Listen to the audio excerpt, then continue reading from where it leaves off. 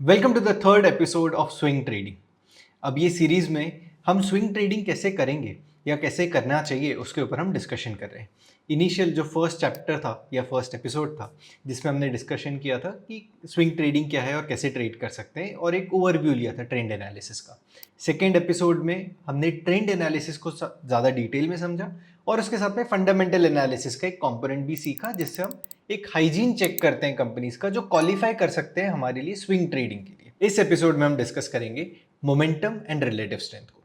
अब मोमेंटम और relative strength दो इंपॉर्टेंट कंपोनेंट बन जाते हैं स्विंग ट्रेडिंग के। अब इनिशियल एपिसोड्स में हमने ये डिस्कशन किया था कि प्राइस एक ट्रेंड में है और एक फंडामेंटली कंपनी अच्छी है, उसमें पार्टिसिपेट करना चाहिए। ये तो हो गया hygiene check and creating a stock universe. एक बार स्टॉक यूनिवर्स बन जाता है उसके बाद कब पार्टिसिपेट करना है वो भी बहुत इंपॉर्टेंट हो जाता है। सो यहाँ पे हमें हेल्प करता है रिलेटिव स्ट्रेंथ एंड मोमेंटम। ये कॉन्सेप्ट है ड्यूअल मोमेंटम का जो गैरी एंटोनाची ने काफ़ी डिटेल में अपनी किताब में डिस्कस किया था, ड्यूअल मोमेंटम फॉर इन्वेस्टिंग। उन्होंने ये जो बात की थी वो ये था कि स्टॉक का अपना एक मोमेंटम होना चाहिए और साथ में वो कंपेरेटिव टू द बास्केट जिसको वो बिलोंग करता है उसमें भी वो आउट परफॉर्म करना चाहिए। अब उन्होंने काफ़ी मेथड उसमें डिस्कस किए हैं, बट मुझे जो मेथड लगता है जो स्विंग ट्रेडिंग के काफ़ी काम आ सकता है या हमें यूज़ करना चाहिए, that is dual momentum. But for us the dual momentum comes from one is absolute momentum जो स्टॉक का प्राइस बिहेवियर को स्पॉट करे, विच is absolute momentum. And one is relative momentum जो रिलेटिव स्ट्रेंथ देखे। तो हम एक बास्केट में ये चेक कर रहे हैं कि हम उन स्टॉक्स में पार्टिसिपेट करें जो अभी कंपेयर आज के डेट पे it is out performing the index. अब रिलेटिव स्ट्रेंथ को देखने के कई सारे तरीके हैं।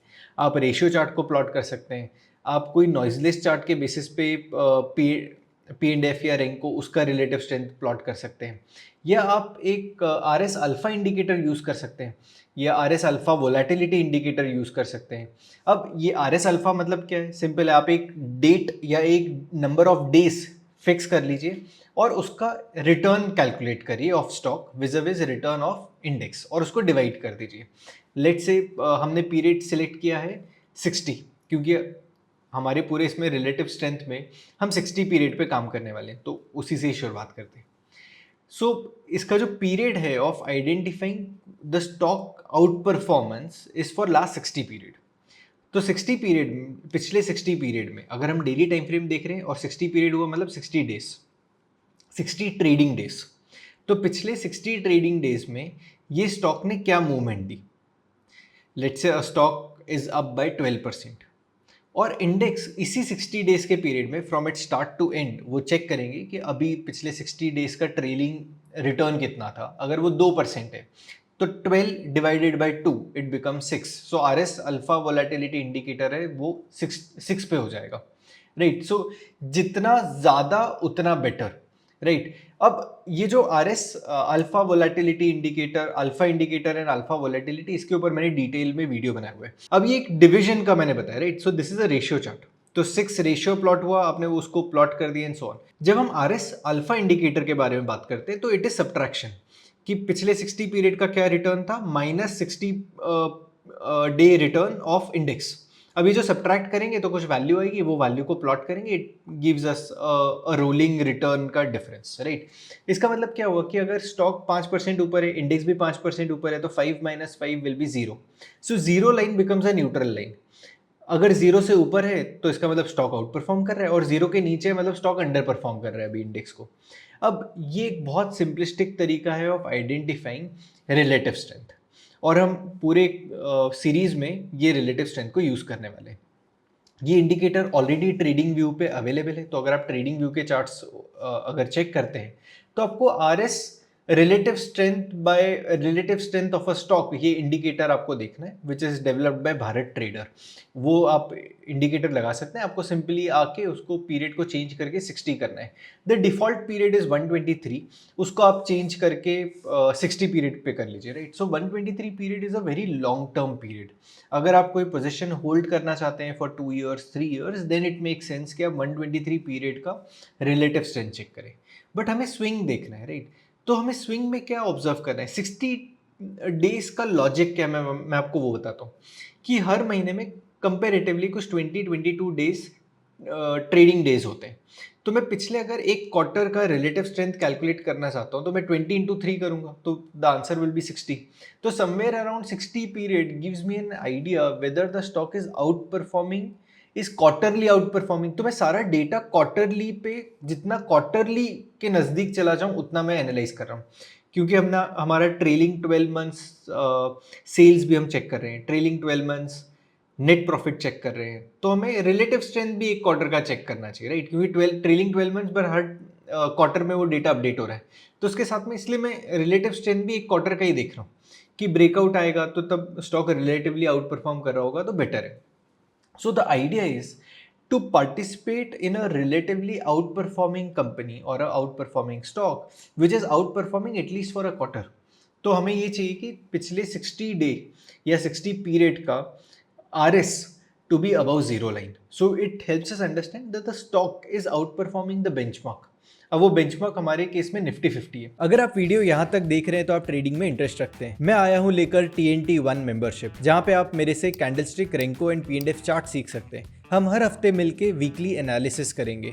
हर महीने कॉन्सेप्चुअल अंडरस्टैंडिंग बिल्ड करने के लिए मंथली कॉन्सेप्चुअल वेबिनार्स करेंगे. अगर आप एक स्ट्रक्चर में मार्केट को मास्टर करना चाहते हैं then subscribe to TNT1. Link is in the description. यहाँ पे रिलेटिव स्ट्रेंथ पे मैं यहाँ पे सिलेक्ट करता हूँ.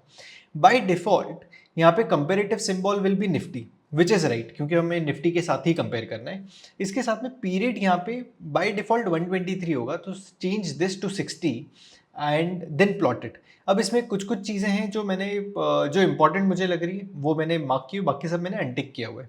सो जीरो लाइन पे मेरा टिक है, RS को प्लॉट करना है and MA as of now there is nothing to be plotted here, तो एक वो भी हट गया.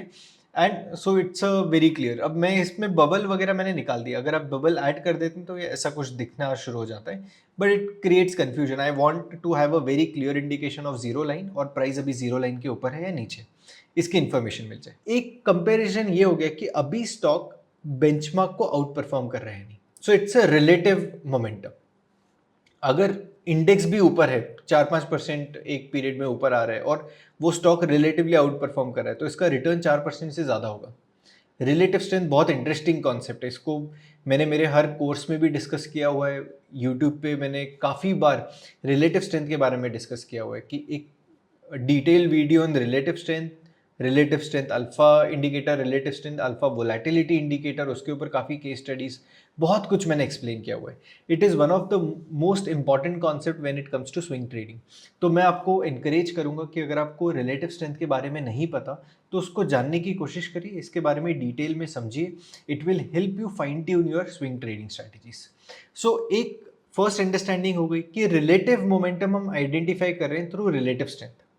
अगर एक कंपनी रिलेटिवली बेंचमार्क को आउट परफॉर्म कर रही है तो वो हमारे रडार में होनी चाहिए कि हम उसमें पार्टिसिपेट करने की कोशिश करेंगे जब भी हमारा ट्रिगर आएगा, चाहे वो ब्रेकआउट का हो या पुल बैक का हो, जो भी ट्रिगर आएगा जब भी आएगा तब पार्टिसिपेट करेंगे, बट स्टॉक तब रिलेटिवली आउट परफॉर्म करे.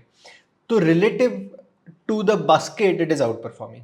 अब जब वो अगर एक स्टॉक रिलेटिवली आउट परफॉर्म कर रहा है, क्योंकि अब हम यहाँ पे परसेंटेज रिटर्न कैलकुलेट कर रहे हैं ना रिलेटिव स्ट्रेंथ में, तो कि अगर हम ये मान लेते हैं कि अभी ट्रेंड जो है इंडेक्स का बेरिश है, a stock has given a positive return of 2% in last 60 days, तो 60 ट्रेडिंग डेज, तो एक क्वार्टर में एक स्टॉक सिर्फ 2% ऊपर गया, बट इस टाइम पे जो बेंचमार्क है वो 5% करेक्ट हो गया. या तो अगर अभी की टाइम पे देखेंगे तो अक्टूबर के महीने में the markets have corrected, right? So you have seen a peak to trough a correction of somewhere around 11-12%.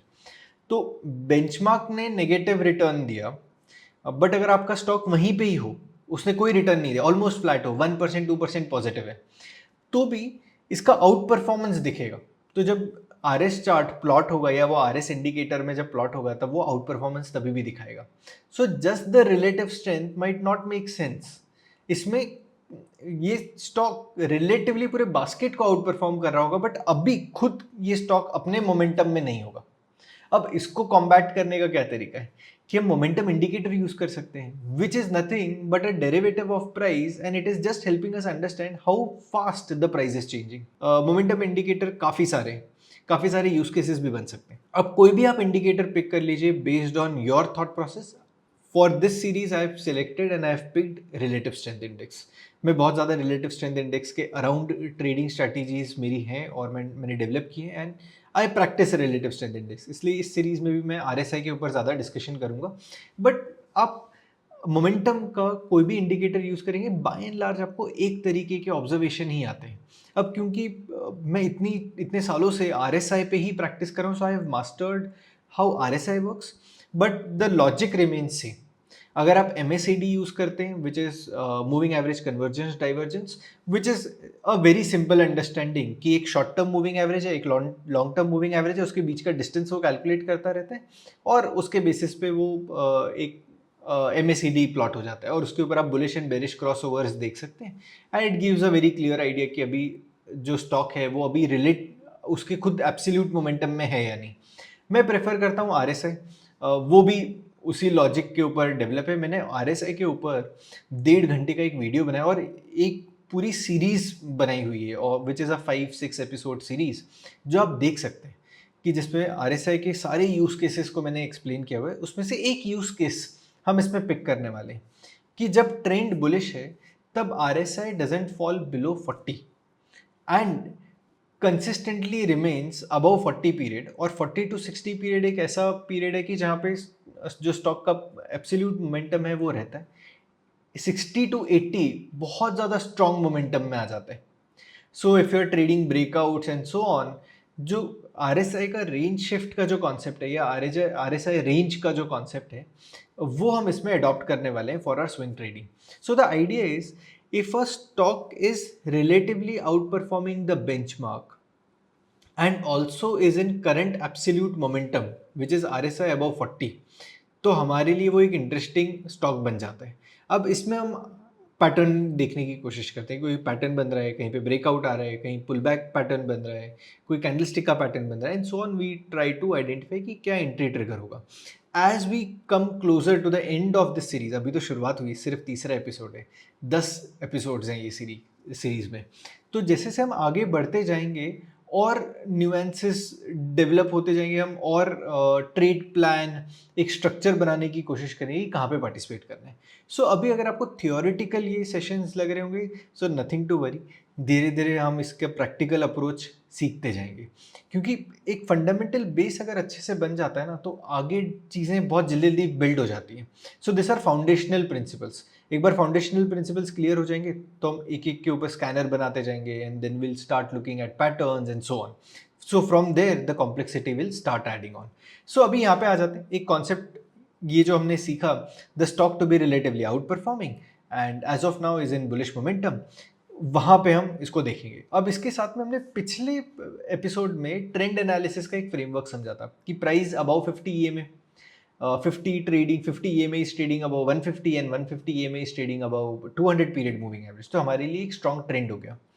तो ट्रेंड स्ट्रॉन्ग है, स्टॉक रिलेटिवली आउट परफॉर्म कर रहा है, कंपनी में फाइनेंशियल ग्रोथ है, सेल्स ग्रोथ है, प्रॉफिट ग्रोथ है, और रिलेटिवली अभी उसके टाइम फ्रेम पे वो बुलिश है, तो अब ये हमारे लिए एक परफेक्ट कॉम्बिनेशन बन जाता है टू पार्टिसिपेट। अब ये सारे लॉजिक को है ना मैं एक साथ समराइज कर दूंगा, सो नथिंग टू वरी। तो ये स्टॉक है मदरसन का। अब यहाँ पे आप ऑब्जर्व करिए, व्हेन द ओवरऑल स्ट्रक्चर, अगर आप मूविंग एवरेजेस का स्ट्रक्चर देखेंगे तो 50 अबव 150, 150 अबव 200, तो ये जो स्ट्रेंथ है वो कंसिस्टेंटली बता रहा है कि यहाँ से तो ट्रेंड चेंज हो गया, बुलिश हो गया। अब यहाँ पे मैंने रिलेटिव स्ट्रेंथ जो लगाया है वो 60 पीरियड का है, वो भी जीरो लाइन के ऊपर है, तो यहाँ से भी एक आइडिया आ रहा है कि स्टॉक रिलेटिवली आउट परफॉर्म कर रहा है। साथ में ये जो RSI का रेंज है वो भी मैंने 40, 16, 80 पे प्लेस कर दिए। So if I have to show you here, तो आप इसका स्क्रीनशॉट भी निकाल के रख सकते हैं। इसमें इनपुट 14 पीरियड का है, और यहाँ पे मैंने स्टाइल में upper band is 80, middle band is 60 and lower band is 40, तो बुलिश व्यू के साथ इसको देखा जा रहा है, और बाकी सारी चीज़ें मैंने अनटिक कर दी है। सो मुझे चाहिए कि जब भी ये ट्रेंड आ रहा है, कोई पैटर्न बन रहा है, उसका ब्रेकआउट आ रहा है, पुल बैक का सेटअप बन रहा है, कोई भी चीज़ है, तब ये 40 RSI के ऊपर हो फॉर बुलिश ट्रेड्स। तो ये जो रेंज है, नीचे की जो लाइन है, इसके ऊपर हो। 80 के ऊपर थोड़ा सा एक एग्जॉशन आ जाता है, और ऐसा नहीं कि प्राइस 80 के ऊपर रह नहीं सकता, रह सकता है, it can remain consistent about 80 also for longer period of time. So उसका भी एक एनालिसिस है, डिस्कशन करेंगे. But let us understand that when the price turned bullish, कि इस जगह पे यहाँ पे क्रॉस ओवर बुलिश आ गया, उसके बाद सब्सिक्वेंटली ये जो आरएस है स्टॉक भी रिलेटिवली आउट परफॉर्म करने लग गया. ये कंसोलिडेशन था, उसका ब्रेकआउट आ गया. साथ साथ में आरएसआई भी 40 के ऊपर है. तो ये रेसिपी बन गई एक for a good trade, right. But eventually ये ट्रेड काफ़ी अच्छा चला नहीं. And eight this point somewhere around this level RSI turn negative. RS relative ये स्टॉक जो है रिलेटिवली अंडर परफॉर्म करने लग गया. तो जब अंडर परफॉर्म करने लगे, इसने फर्स्ट साइन दे दिया कि you should exit from this position, क्योंकि बेंचमार्क को अंडर परफॉर्म कर रहे हैं. बट फिर से वापस से एक कंसोलिडेशन का ब्रेकआउट आया, RS started out performing. EMA का जो क्रॉस ओवर है वो वापस से बुलिश तो था ही पहले से, वो बुलिश ही रहा. और उसके बाद आरएसआई जो है वो भी 40 के ऊपर रहा. तो यहाँ पे भी कंफर्मेशन आ गया. अब जैसे मैंने बताया कि जब स्टॉक बुलिश ट्रेंड में है तब वो कंसिस्टेंटली 40 पीरियड आरएसआई के ऊपर ही रहता है, विच is a confirmation that the trend is bullish. अब यहाँ पे इसको और थोड़ा सा मैं आगे ले जाता हूँ. And let us observe here the stock remained outperforming. Let us plot a vertical line. So ये एक पॉइंट है कि जहाँ पे ये स्टॉक रिलेटिवली आउट परफॉर्म करने लग गया. And the out performance remained. Moving average का जो कॉन्फ़िगरेशन है 50 अबव 150, 150 अबव 200, वो भी रह रहे हैं. RS relative strength is also above zero line, RSI above 40. तो सारी कॉम्बिनेशन आ रहे हैं. अब इसमें सारे पैटर्न्स जो है ना वो ट्रेडेबल बन जाते हैं. अगर आप इसमें रेक्टेंगल पैटर्न देख रहे हैं तो वो ट्रेडेबल है, ट्राइंगल पैटर्न बनता है वो ट्रेडेबल बन जाता है, कोई पुल बैक का पैटर्न देखते हैं वो ट्रेडेबल हो जाता है, which is market structures and so on. तो वो सारे कॉन्सेप्ट्स भी सारे लग जाते हैं. अभी इसने फिर से एग्जिट दे दिया eight this point. So if you observe the RS relative strength ने एक अंडर परफॉर्मेंस की शुरुआत कर दी और इवेंचुअली आरएसआई भी 40 के नीचे आ गया. बट रिलेटिव स्ट्रेंथ ने आपको एक आइडिया हिंट दे दिया कि यहाँ से जो मोमेंटम है वो फेड आउट हो रहा है. अगर इस पीरियड में ये मूव अगर आप देखेंगे, so from this top to this bottom, ठीक है, मैं बहुत कंजर्वेटिवली इसको देख रहा हूँ, तो 171 बार्स में, मतलब कम से कम 252 डे कैलेंडर डेज में ये स्टॉक 67% मूव किए, right. And as a swing trader in a year, क्योंकि 252 मतलब एक साल के अंदर अंदर अगर आपको 67% का रिटर्न मिल रहा है, it's a better return, right. You have able to capture a bigger move. इसके अंदर और भी न्यूएंसेस हैं कि इसको कैसे देखना है, वो हम आने वाले एपिसोड में डिस्कस करेंगे. बट मैं एक थॉट प्रोसेस दे रहा हूँ so that as we keep on releasing the next episode you can develop your own framework as well. Not necessary कि जो फ्रेमवर्क मैं इस एपिसोड्स में, इस सीरीज में डिस्कस कर रहा हूँ, आपको वही फॉलो करना है. आपका भी कुछ थॉट प्रोसेस होगा जिसमें आप आपके भी कुछ इंग्रेडिएंट्स हैं वो ऐड कर सकते हैं और उससे एक ट्रेड सेटअप बन सकता है. मैं आपको सिर्फ एक लार्जर थॉट प्रोसेस देने की कोशिश कर रहा हूँ. अब अगले स्टॉक पे आ जाते हैं, एक अलग चार्ट ओपन करते हैं. लेट्स से अगला स्टॉक है मोतीलाल ओसवाल का. The moving averages are aligned bullish. तो पहला सिग्नल मिल गया कि यहाँ पे तो पॉजिटिवली कर रहे हैं. अब ये सारी चीज़ें जो है ना हम इम्प्रूव फाइनेंशियल वाले लिस्ट पे ही सारी चीज़ें चेक कर रहे हैं, राइट. और इसके ऊपर मैंने सेकेंड एपिसोड में ऑलरेडी डिस्कशन किया हुआ है. ये लिस्ट आपके पास अभी तक अवेलेबल होगी. So now you have to observe this कि ईएमए का पॉजिटिव क्रॉस ओवर आ गए सारे, तो ट्रेंड बता रहा है कि बुलिश हो गया. Because we are not interested in identifying tops and bottoms, right. एक बार ट्रेंड एस्टैब्लिश हो जाए फिर पार्टिसिपेट करना चाहते. तो ये एक लेवल आ गया कि जहाँ पे ट्रेंड बुलिश हो गया. साथ में स्टॉक जो है इस पॉइंट पे जहाँ पे क्रॉस ओवर आ रहा है वहाँ पे रिलेटिवली आउट परफॉर्म भी करने लग गया. और आरएसआई भी जो है वो 40 के ऊपर है. तो हमारे लिए तो ये एक बहुत अच्छी जगह बन गई कि यहाँ से जो स्टॉक है हमारे रडार में आ जाना चाहिए कि अब यहाँ पे फिर जो भी पैटर्न है वगैरह हम वो ट्रेड कर सकते हैं. This is the point where the relative strength ने एक बार के लिए आपको बताया कि the stock is relatively underperforming now. So ये एक पॉइंट है कि जहाँ पे फर्स्ट आइडिया है कि the stock started relatively under performing. अगर आप यहाँ पे भी मूव देखेंगे, so from this point two somewhere around this point 347 days calendar days है, 236 ट्रेडिंग डेज है, उसमें से 164%, इसमें 164% का मूव आया है, right. So just an understanding, ठीक है. कौन से पैटर्न पे कहाँ पे ट्रेड करना है, क्या स्टॉप लॉस होगा, इसके ऊपर डिस्कशन करेंगे. But the first idea is कि क्या हम एब्सोल्यूट और रिलेटिव मोमेंटम को देख पा रहे हैं. रिलेटिव मोमेंटम RS हुआ, रिलेटिव स्ट्रेंथ, और एब्सोल्यूट मोमेंटम हुआ RSI। अब RSI अबव 40 मतलब क्या है कि पिछले 14 डेज कैंडल में, पिछले 14 ट्रेडिंग डेज में एटलीस्ट 40% बुलिश गेन्स है। ये एक लॉजिक है इसका, ठीक है, कि RSI above 40। Detail discussion RSI पे ऊपर एक डिटेल प्लेलिस्ट है, वो आप चेकआउट कर सकते हैं, मैं उसका लिंक डिस्क्रिप्शन में दे दूंगा। अब आगे बढ़ते हैं, अगले स्टॉक की तरफ, अगले चार्ट की तरफ जाते हैं, नेटको फार्मा। अब यहाँ पे ऑब्जर्व करिए कि ओवरऑल क्रॉसओवर जो है सारे मूविंग एवरेजेस की बुलिश आ गए। इस पीरियड में RSP जो है वो आउट परफॉर्म कर रहे हैं, RSI भी अबव 40 है।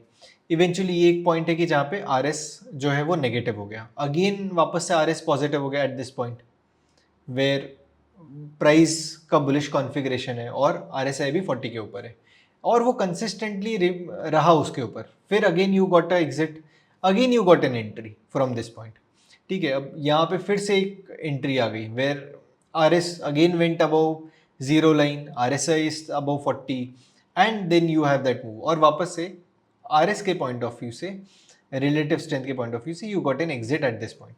सो ऑब्जर्व करेंगे तो there are multiple entries and exits in this point, ठीक है।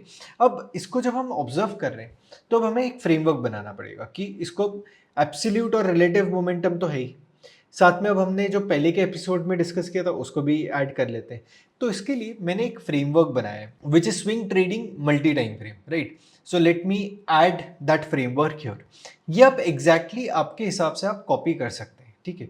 अब सिंपल तरीका है, मैंने वीकली चार्ट ओपन किया है और डेली चार्ट ओपन किया है। वीकली चार्ट में जो हमने सेकेंड एपिसोड में डिस्कस किया था, क्योंकि वहाँ पे हम सारी चीज़ें वीकली पे देख रहे हैं, तो वही सारी चीज़ें मैंने यहाँ पे डाल दी।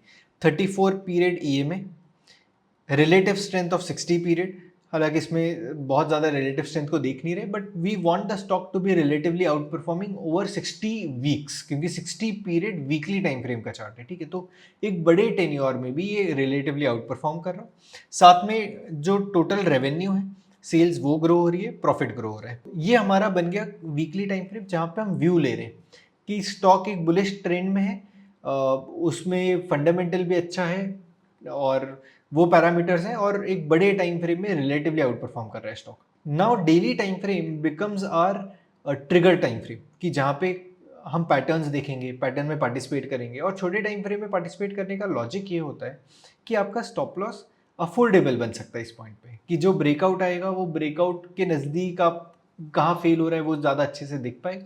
सो this is why we prefer using daily time frame chart. अगर आप इस पीरियड में देखेंगे, it is above moving average, so the trend is bullish and relatively out performing, ये सारी चीज़ें अच्छी हैं। तो यहाँ जब कभी भी जब प्राइस रिलेटिवली आउट परफॉर्म करना शुरू कर जाए, वहाँ पे हम पार्टिसिपेट कर सकते हैं। अब इसके बाद और कुछ स्टॉक्स देखते हैं तो ज़्यादा आइडिया आता जाएगा। PI industries, so this is the weekly time frame of PI industries. अब यहाँ पे ऑब्जर्व करते हैं कि ओवरऑल डेली टाइम फ्रेम में तो RS पॉजिटिव हो रहा है काफ़ी बार, बट वीकली चार्ट पे देखिए, from long time, from 23 of October 2023, पिछले एक साल में the stock is under performing Nifty 50। तो डेली टाइम फ्रेम में तो शायद प्राइस ऊपर गया है, बट ओवरऑल ये अंडर परफॉर्म कर रहा है बड़े टाइम फ्रेम में, तो we will avoid this stock. हालांकि सब कुछ पॉजिटिव है, रेवेन्यू ऊपर जा रहा है, ट्रेंड भी पॉजिटिव लग रहा है, साथ में इनकम भी पॉजिटिव है, बट रिलेटिवली अंडर परफॉर्म कर रहा है बेंचमार्क को। तो हम वीकली टाइम फ्रेम पे वो एलिमिनेट हो गया, तो डेली अब एनालिसिस इसका बनता ही नहीं है। अब आगे आते हैं, ठीक है, ये सारे रिलेटिवली फंडामेंटली पॉजिटिव स्टॉक्स हैं, ठीक है। So now let us open TVS Motors. तो मैंने वीकली पे TVS मोटर्स ओपन किया है and again let me open it on daily. अब वीकली पे देखिए, वीकली पे the stock is relatively out performing, तो यहाँ पे आउट परफॉर्मेंस आ रहा है, साथ में नेट प्रॉफिट और वो सब भी ग्रो हो रहा है। Now if we go to daily time frame chart, right, और रिलेटिव आउट परफॉर्मेंस कौन से डेट से है, from 23 May 2022 the RS on weekly time frame went above the zero line। तो एक चीज यहाँ पे ये क्लियर हो गई कि इस पॉइंट से let me plot a vertical line, so this is the zero line. अब यहाँ पे आ गई, तो ये यहाँ पे मार्क हो गया कि इस पॉइंट से वीकली चार्ट पे RS जो है वो पॉजिटिव हो गया। अब जब हम डेली टाइम फ्रेम पे आ जाते हैं, विल ऑल्सो सी कि डेली चार्ट पे भी ये RS पॉजिटिव हो गए अबव 40 पीरियड, और यहाँ पे कोई इंपॉर्टेंट पैटर्न बन जाता है which is a consolidation breakout, this is a all time high breakout of that stock at that point. अब यहाँ से ये सारी चीज़ें ट्रेडेबल हो जाती हैं, एक पुल बैक आ जाता है। अब क्योंकि हम स्विंग ट्रेडर हैं, फर्स्ट एपिसोड में हमने इसके ऊपर डिस्कशन किया था।